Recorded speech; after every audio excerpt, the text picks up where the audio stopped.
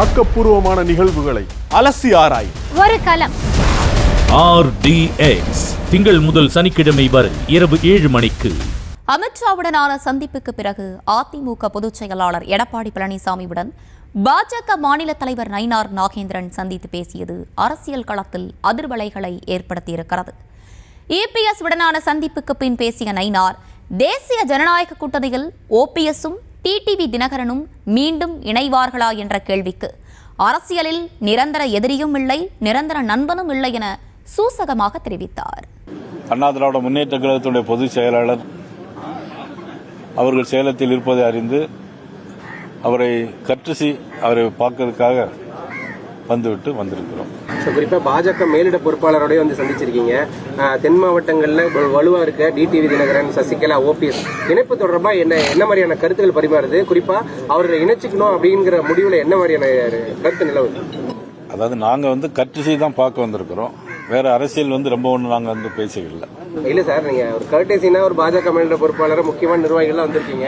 அது இந்த அணிகள் இணைப்பு, அதே போன்று அவர் டெல்லியில் போய் அமித்ஷா சந்திச்சு வந்தார். இது தொடர்பாக ஏதோ இல்லை, நாங்கள் அது பற்றி எதுமான கருத்துக்கு நாங்கள் பேசிக்கிடல.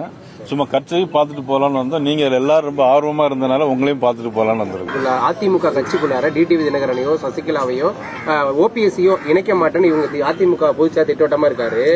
இல்லை சார், அண்ணாமலை தொடர்ந்து அவர் NDA கூட்டணிக்குள்ளார வரணும், இல்லைன்னா அவங்களை இணைக்கணும் தொடர்ந்து அண்ணாமலை வலியுறுத்தி வராரு. NDA கூட்டணியிலேயாவது அவர்கள் இணைக்க வாய்ப்பு இருக்கா இல்லையா?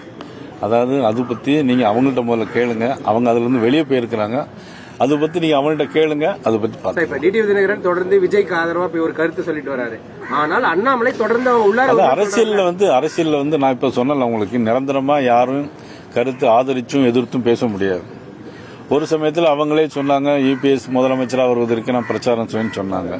இப்போ அதிலிருந்து அவங்க வெளியே வந்திருக்கிறாங்க. அதனால் அதை பற்றி கருத்து நீங்கள் அவங்கள்ட்ட தான் கேட்கணும். அதாவது தம்பி விஜய் வந்து இப்போதான் கட்சி ஆரம்பிச்சிருக்காங்க. கூட்டம் வரது வச்சு திமுகவுக்கு எங்களுக்கு தான் போட்டி அப்படிங்கிற மாதிரி எல்லாம் சொல்லக்கூடாது.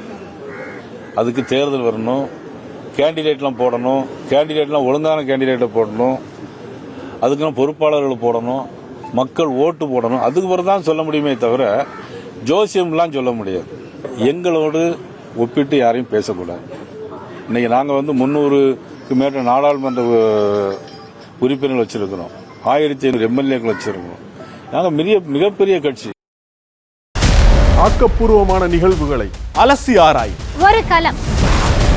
RDX திங்கள் முதல் சனிக்கிழமை வரை இரவு 7 மணிக்கு.